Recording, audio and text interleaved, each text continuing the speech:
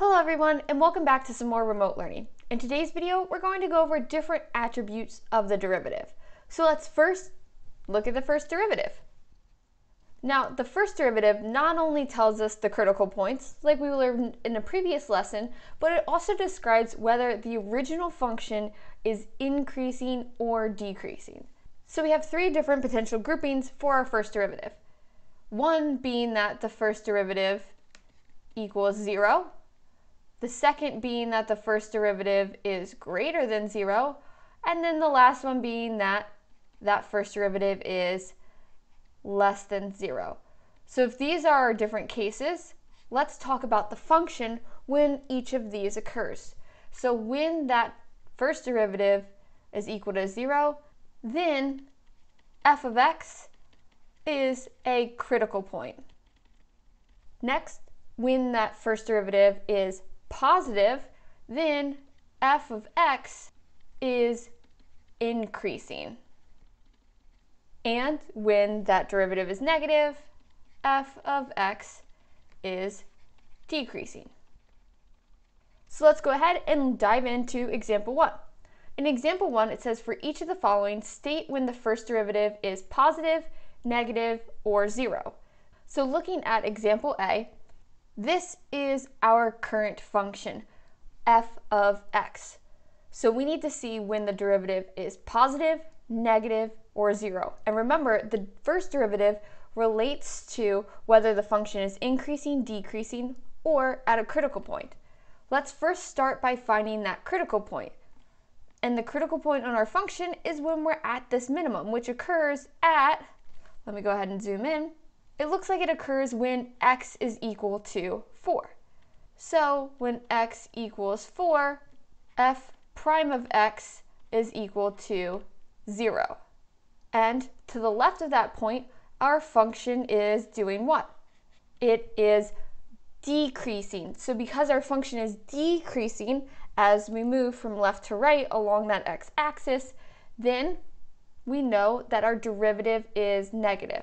So assuming that this function continues on, I'm going to say that the derivative is negative. So from negative infinity up to the point 4, not including 4, so I have to keep that open parenthesis because at 4 we have that horizontal tangent line, which means the slope is 0. But in that interval, negative infinity to 4, our function was decreasing. Therefore, that derivative is negative. So f prime of x, we'll say, is less than 0. And then lastly, when we're to the right of that critical point, notice that our sign changes for our derivative because now our function's increasing, so that derivative is going to be positive from that point 4 and towards infinity. So that's when f prime of x is greater than 0. Let's continue on to part B. In part B, we don't have a graph, we just have our original function. And if we're trying to figure out when the first derivative is positive, negative, or 0, let's take the derivative. So we're going to have f prime of x, and that's going to be equal to, well, this negative 5 is a constant, so that derivative goes to 0. And then I have a little bit of chain rule here. So I'm going to bring the 2 down and multiply it by x plus 1, the function on the inside, and I'm going to decrease that exponent by 1. 2 minus 1 goes to 1, so I have 2 times x plus 1, but then I have to multiply it by, what's the derivative of the inside? That's just 1. So my f prime of x, when I distribute that 2, is going to be equal to 2x plus 2. So I'm going to find, first, when my derivative is 0. Because when that derivative is 0, you're going to notice that on one side of that 0, because this is a linear equation for my derivative, I'm going to get negatives, and on the other side, I'm going to get positive values. So f prime of x equals 0 when 2x plus 2 equals 0. Solving this, that's going to be when 2x equals a negative 2, which is x equals a negative 1. So when x equals negative 1, f prime of x equals 0. And something I find helpful is to draw a number line and then mark the values of when we have a critical point. So if I was to draw my number line like so, I know at x equals -1, that is when f prime of x equals 0. So now I'm going to look at values to the left and values to the right. So values to the left of -1 would be values such as -2, -3, and so on. If I plugged in a -2, what kind of value would I get? 2 times -2 plus 2, that's going to be -4 plus 2, which is going to be a -2. So I'm going to get negative values when I'm to the left of -1. And when I'm to the right of -1, that would be a value like, let's pick something to the right, that's going to be 0. Plugging in 0, I'm going to get a +2 because 2 times 0 plus 2 equals 2. So values to the right of -1 are positive. So now I know when my derivative is negative, and I know when my derivative is positive. It's negative from -infinity to -1, and it's positive from -1 to +infinity. And we know that when x equals -1, our derivative is 0.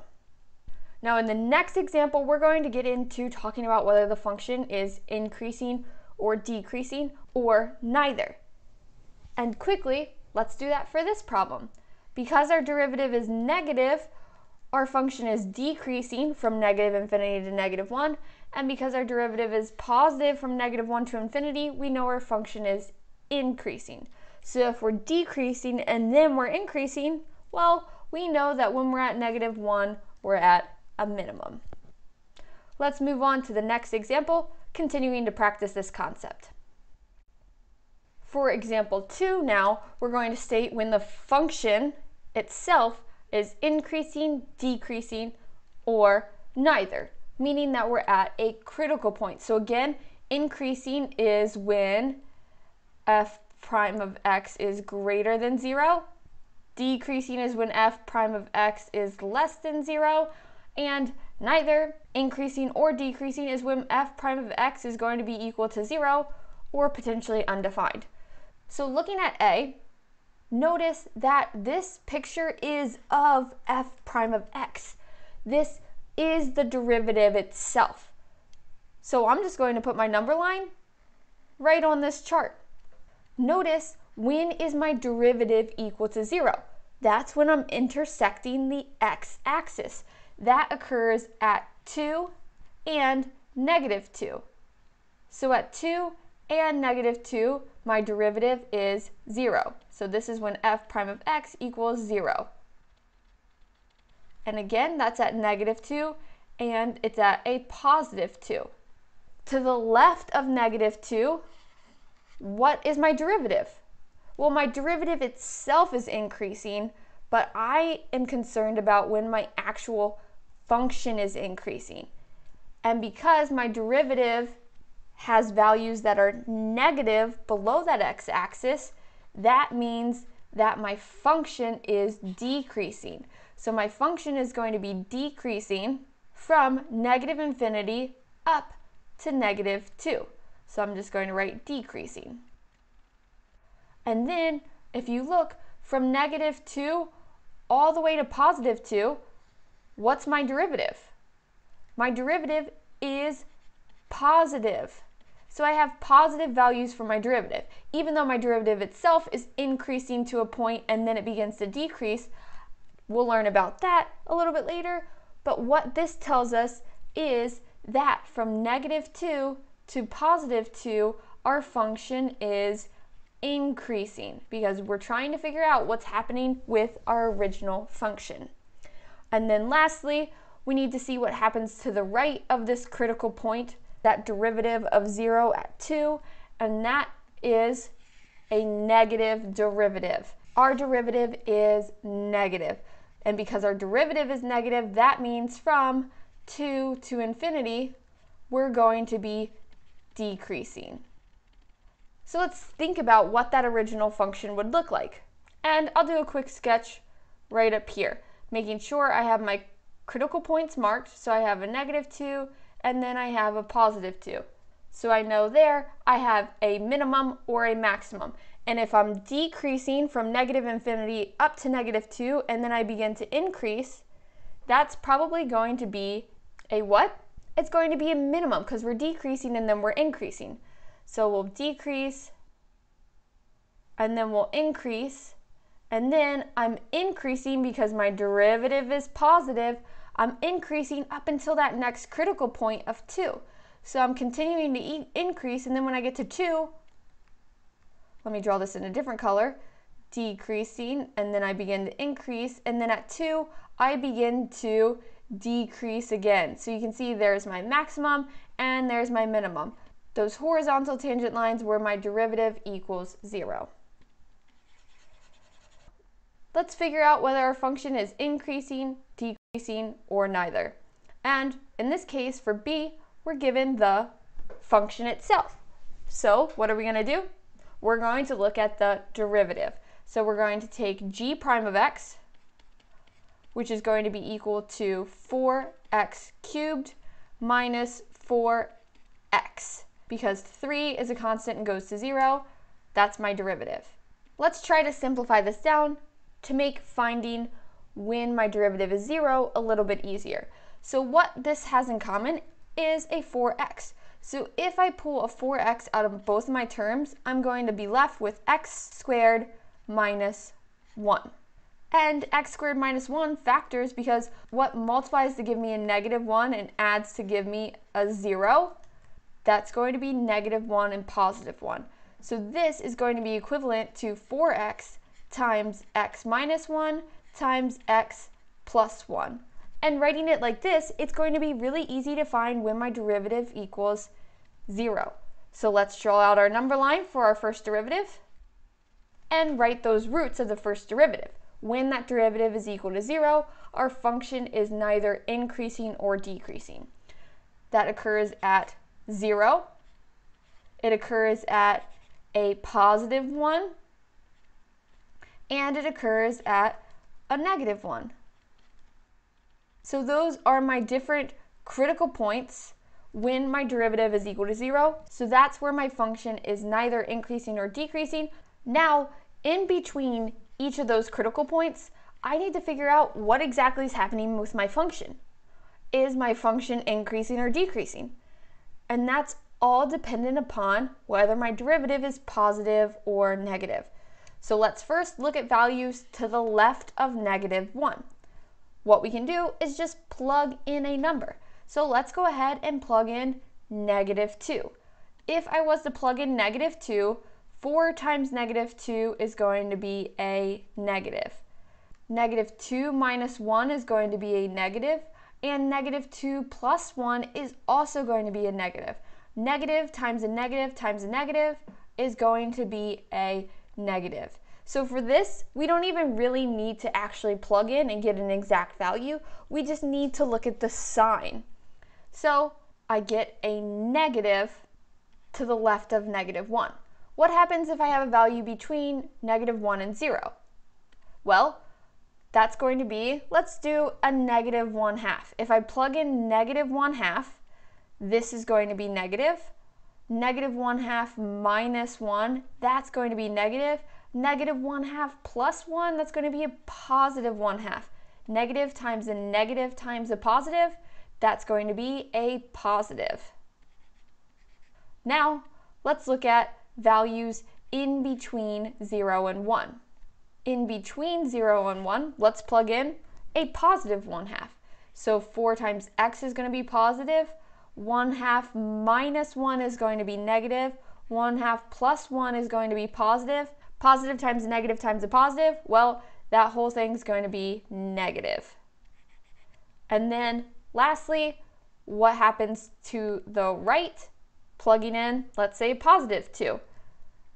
That's going to be positive. X minus 1 is going to be positive, and x plus 1 is going to be positive. Positive times a positive times a positive is a positive. So here we go. When my function is decreasing and when my function is increasing, I have that all for me in this number line.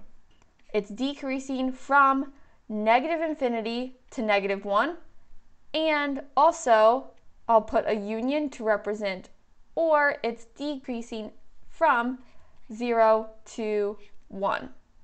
Negative and negative derivative. Now I'm going to take care of when my derivative was positive because that represents when my function was increasing. And that was from -1 to 0, and then from 1 to infinity. And at -1, at 0, and at 1, my function was either at a maximum or a minimum, so it was neither increasing or decreasing. Next, we're going to move on to the second derivative, so a higher order derivative. So think about what we learned up above. If we have our original function f of x, the derivative f prime of x tells us whether our function is increasing or decreasing, and it gives us our critical points. So if we were to ignore f of x and then take the second derivative, well, the second derivative is going to tell us things about the first derivative that our first derivative told us about our original function. The second derivative is going to tell us whether our first derivative is at a critical point and whether our first derivative is increasing or decreasing. But what does the second derivative tell us about our original function? The second derivative describes the concavity of the function. And to make it easier, what I like to think about as far as concavity goes, we're either up like a cup or we're down like a frown. So up like a cup is going to be when that second derivative is positive, and down like a frown is going to be when that second derivative is negative. And when that second derivative is at 0, that is known as an inflection point. So where the concavity is going to be changing. So let's make this list again. When f double prime of x equals 0, when f double prime of x is greater than 0, and when f double prime of x is less than 0. Those are our potential options. When we're equal to 0, that means that our original function is at an inflection point, meaning that the concavity is changing. When the second derivative is greater than 0, we are concave up for our original function. And when our second derivative is less than 0, negative, we are concave down. And I know it sounds pretty silly, but up like a cup or down like a frown, that's going to help you remember the signs of your concavity. So for each of the following graphs in example 3, we're going to state when the function is concave up, concave down, or at an inflection point. So concave up is when the second derivative is positive, concave down is when the second derivative is negative, or at an inflection point is when that second derivative is equal to 0. We can also think of this as, think about if our second derivative is equal to 0, that means that our first derivative is at a critical point. If our second derivative is greater than 0, that means that our first derivative was increasing. And if our second derivative is less than 0, that means our first derivative was decreasing, because our second derivative is the first derivative of our first derivative. So going back to example 3, looking at the graph in part A, we're going to decide when we're concave up, when we're concave down, and when we're at an inflection point. So when that concavity is changing. And let's assume that this function is continuing on. Now, what we're given is we're given f of x. So we're just going to look at this and get used to thinking about concavity.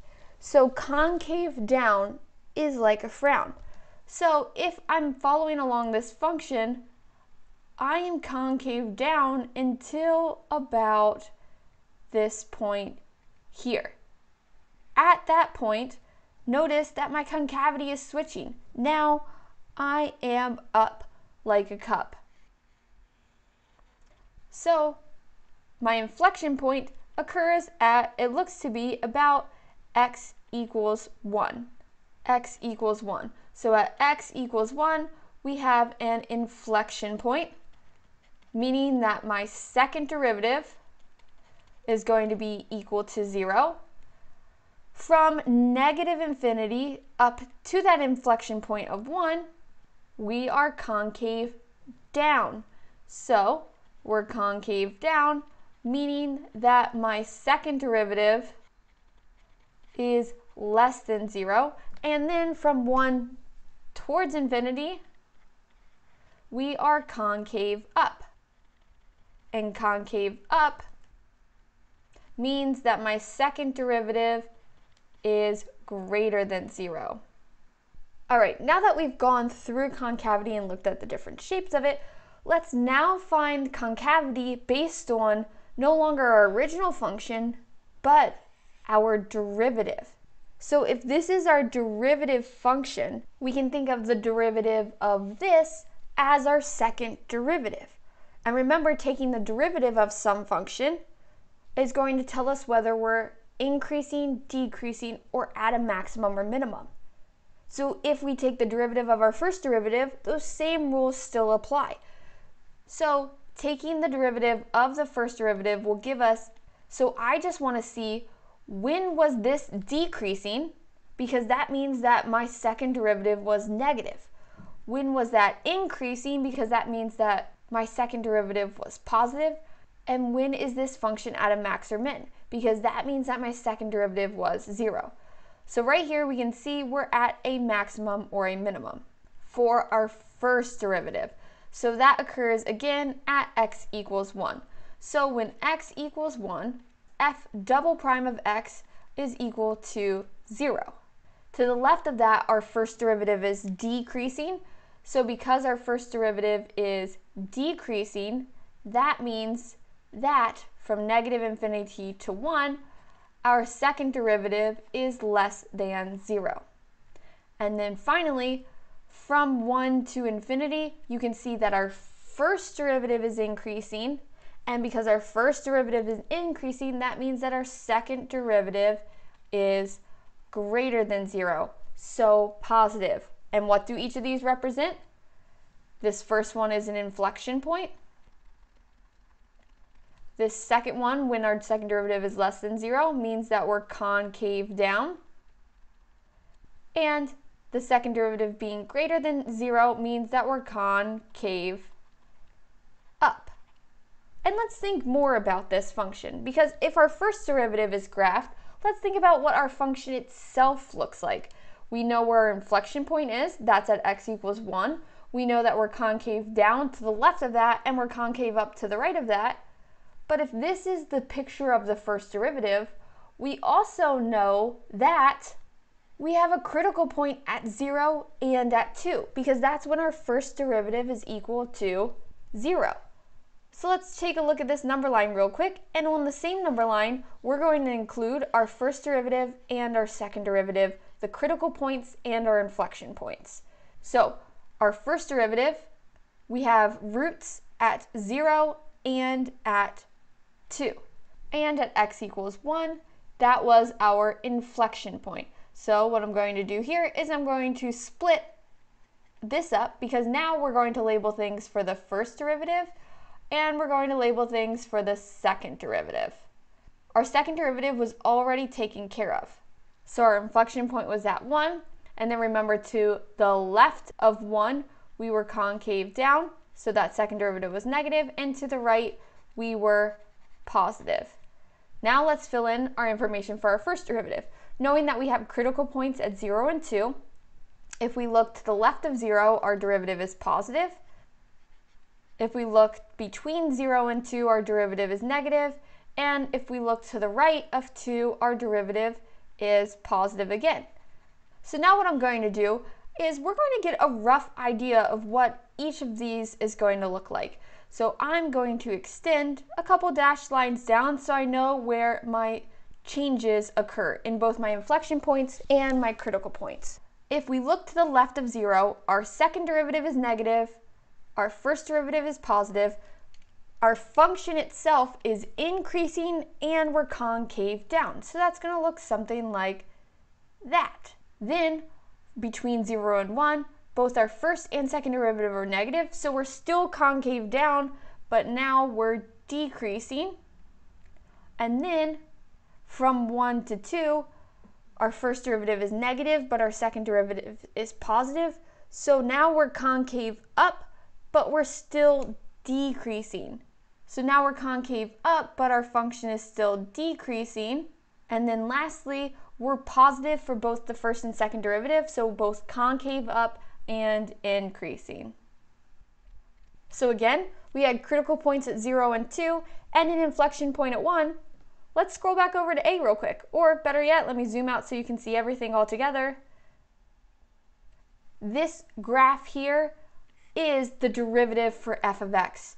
You can see that we're increasing and concave down to 0 where we hit our maximum, and then we're decreasing and concave down until we hit our inflection point of 1, and then we're decreasing but concave up until we hit our minimum of 2, and then we're increasing and concave up for the rest of our function.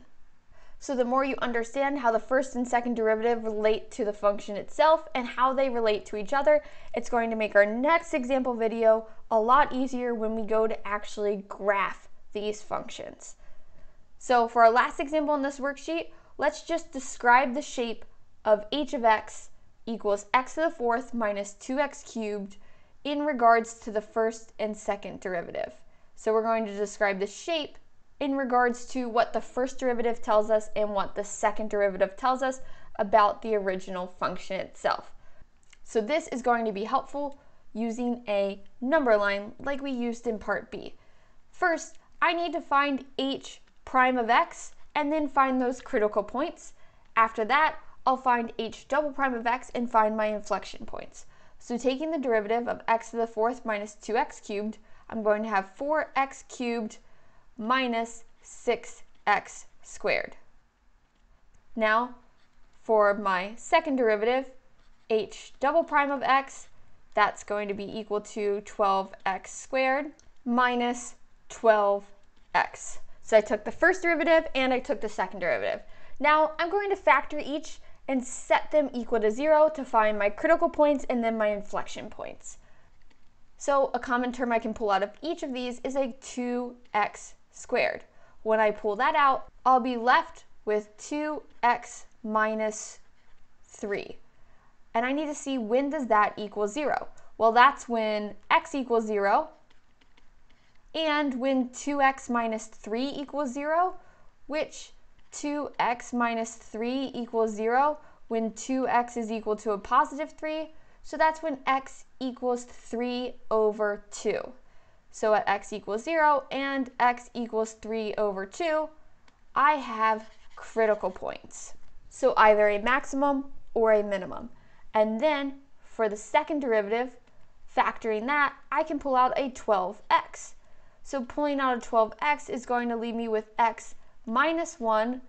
So when x is equal to 0 and when x is equal to a positive 1, I have inflection points. Now, let's start drawing our number line. So marking all my values, I have both a critical point and an inflection point at x equals 0. Then I have a critical point at 3/2, which is 1.5, and I have an inflection point at 1. So I'm going to talk about the first derivative, and then we'll discuss the second derivative. So marking dashed lines for my critical points for that first derivative, let's see what happens to the left of 0. To the left of 0, plugging in a negative number, that's still going to give me a positive, and plugging in a negative number, I'm going to get a negative. Negative times a positive is going to be a negative. Then between 0 and 1.5, let's go ahead and plug in 1. This is going to be a positive, and this is going to be a negative. Positive times a negative, my derivative is still negative. So notice that we can already think about what's happening at 0. If my function is decreasing and then it's continuing to decrease, this is neither a maximum or a minimum. This is just a value when the derivative equals 0, so we still have that horizontal tangent line, but we're not a max or a min. So let's think about what that looks like in a second. And then finally, to the right, that's going to be for values greater than 1.5, such as 2, which is going to give me a positive times a positive, which is a positive. So we're decreasing from negative infinity to 1.5, and then we're increasing from 1.5 on. Now let's talk about that second derivative. So the second derivative, if I'm at numbers to the left of 0, try a -1. That's going to be a negative times a negative, which is going to give me a positive. So positive, concave up. Now let's try numbers between 0 and 1. That's going to be a positive times a negative. Positive times a negative, that's going to give me a negative.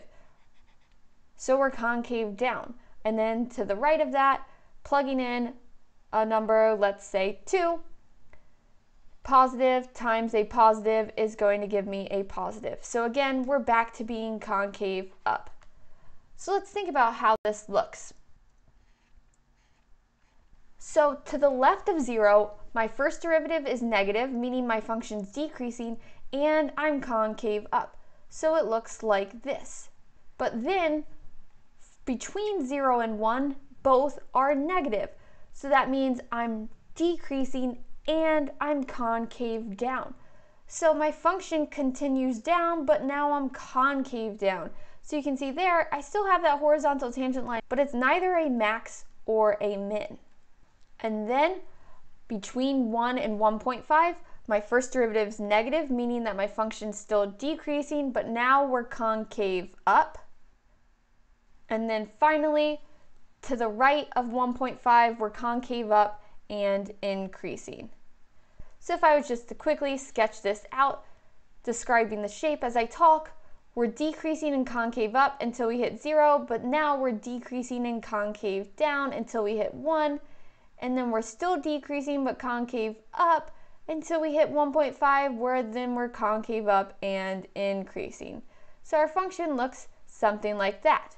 Now obviously I can make that picture more accurate by taking into account the roots of my original functions, asymptotes, etc. But that's what we're going to get into in the next worksheet. In the next worksheet, we will begin graphing the function and its derivative, taking into account what we learned in this worksheet and remembering all the things we learned about functions involving roots, limits, and holes.